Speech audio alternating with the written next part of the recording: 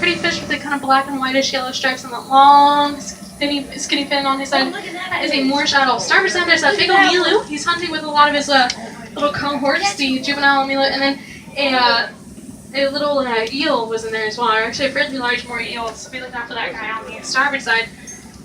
Now, the bluefin trolley, those fish out there, the kind of chrome silverfish with the iridescent blue, the one that swam right by the port side, those guys are our most dominant predators on the reef. The big one that swam by would be described as an omilu by the local Hawaiians, and the juveniles are called papillon. Pretty much anything smaller than a foot is called a papillon. They hunt in packs like wolves. They also hunt using the eels, like that one on the starboard side was with an eel. They'll harass the eels until eels try to hide. The eels will go into different spots in the reef. As they're doing that, they end up chasing out the smaller fish that are unaware of the omilu and papillon hunting on the outside of the reef. Pretty neat. Right now we're heading over to the North Patch Reef. On the way we're going to pass by a couple of anchors. But right now we're in this area called a coral garden. So a coral garden is what it's called when the coral grows horizontally along the bottom instead of vertically like in a reef.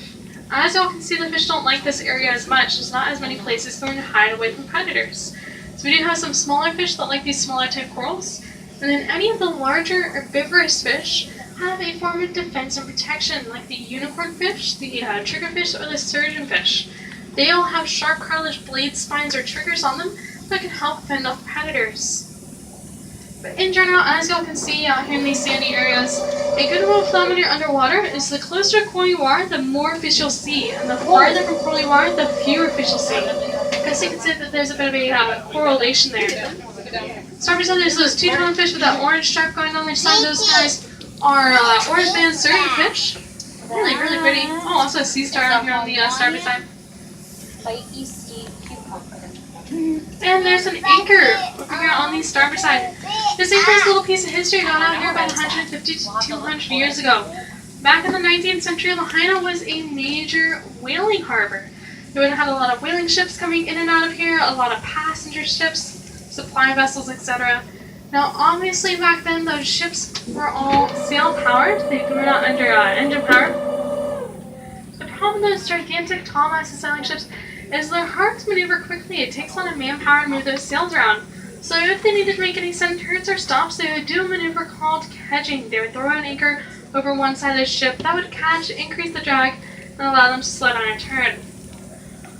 Unfortunately, it also puts a lot of strain on the anchor chains, and with time those are liable to snap and break off. That's probably what happened to the chains that were the anchors rather that we have out here. The chains snapped and the anchors are left behind.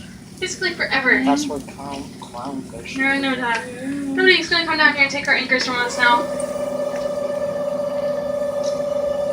You know what I noticed down here? Everything looks really, really blue.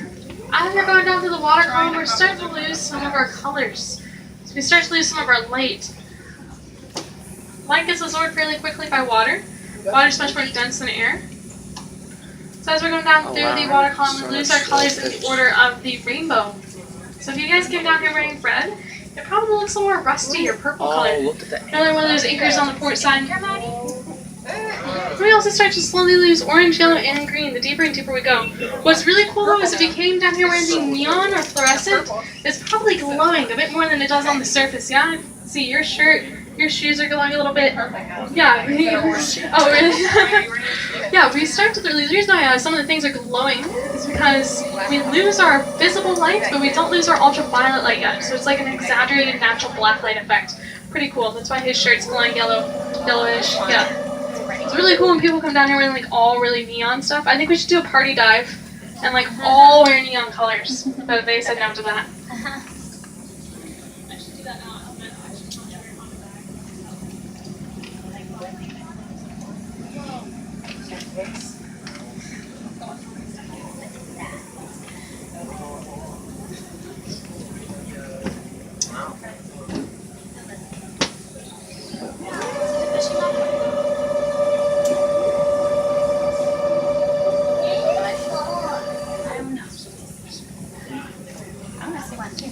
Port side, there's a larger, kind of turquoise-looking fish with a rounded face. He's picking away in the coral. That's a male parrotfish. Parrotfish will actually gnaw on the coral and they'll break it apart. We'll digest it. When they poop out the coral, the ground-up coral, they're actually pooping sand. This is calcium carbonate. Alright, so port side, we're looking at the North Peak. There's that big turkey drumstick shaped fish again, that's a pork clam fish. There's that weird long skinny fish, that is a trumpet fish. But there is